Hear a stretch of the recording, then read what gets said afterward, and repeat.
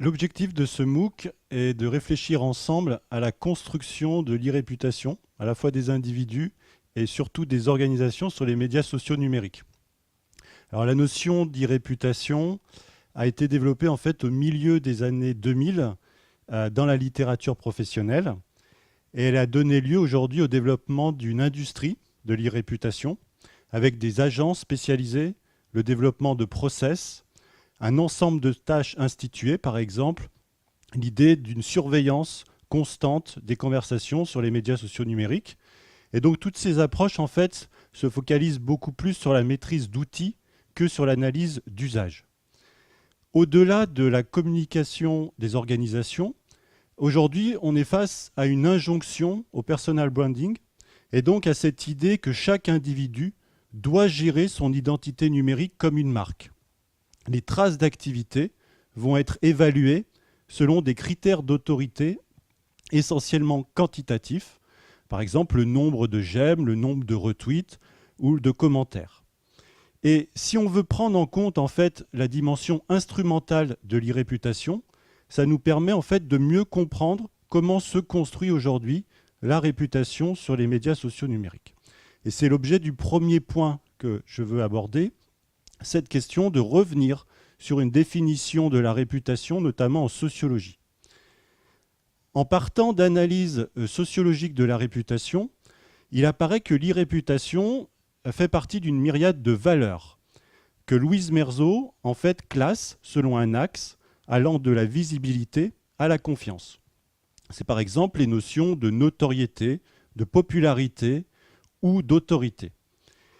Et si on part d'une définition minimale de la réputation, telle que la propose Pierre-Marie Chauvin, la réputation, c'est en fait une représentation sociale partagée qui est provisoire, qui est localisée, qui est associée à un nom et qui est issue d'évaluations sociales plus ou moins puissantes et formalisées.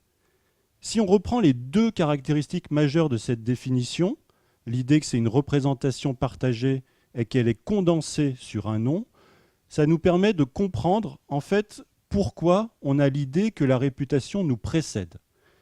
Car la réputation, en fait, c'est un déjà là qui est construit par des tiers et sur lequel d'autres personnes vont s'appuyer pour produire des jugements ou prendre des décisions. Et je vous renvoie à une étude que j'ai menée sur la construction de l'e-réputation sur Twitter chez des professionnels qui s'appuie sur des notions sociologiques, notamment pour comprendre les tactiques mises en place. Et par exemple, la notion de travail réputationnel qui correspond à l'effort de contrôle que l'individu porte sur les sources de sa réputation. Cette idée de contrôle, ça va être le deuxième point que je vais aborder, renvoie en fait à la problématique de la maîtrise de l'e-réputation, notamment pour les organisations. Et je vais m'appuyer sur les réflexions de deux collègues. Le premier, Camille Allouin, qui pose une question. Est-ce que les commentaires associés à telle vidéo, le score clout de tel profil, m'incitent à recommander ces contenus à d'autres? En fait, derrière cette question, il interroge l'e-réputation comme un attribut de l'identité numérique des organisations. Et il développe l'idée principale que ces attributs, donc ces notes, ces j'aime, ces plus 1, etc., deviennent des indicateurs, en fait, pour les usagers, afin qu'ils évaluent les actions, les discours des entreprises, mais aussi pour les plateformes qui vont évaluer elles-mêmes ces actions des entreprises.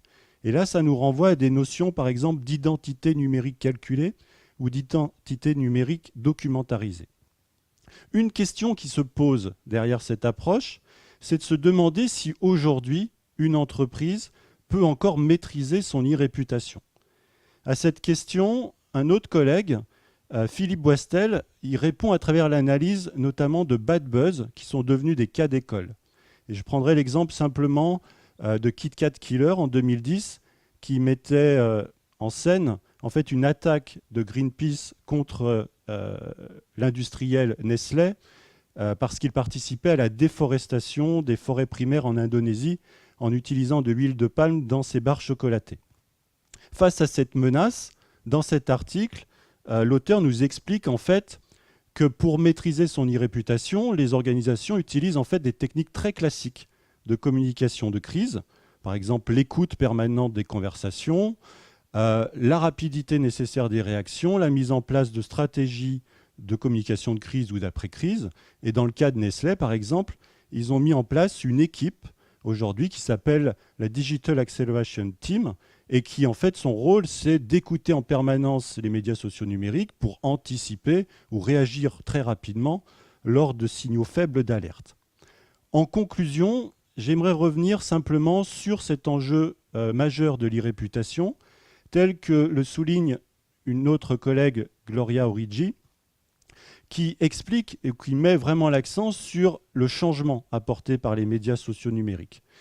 L'idée, c'est que la réputation, aujourd'hui, elle est à considérer comme une véritable nouvelle monnaie d'échange. C'est-à-dire que c'est à partir d'elle, en fait, qu'on va construire nos relations avec les autres, notre relation au monde, et c'est à partir d'elle que les individus vont produire des jugements, vont prendre des décisions.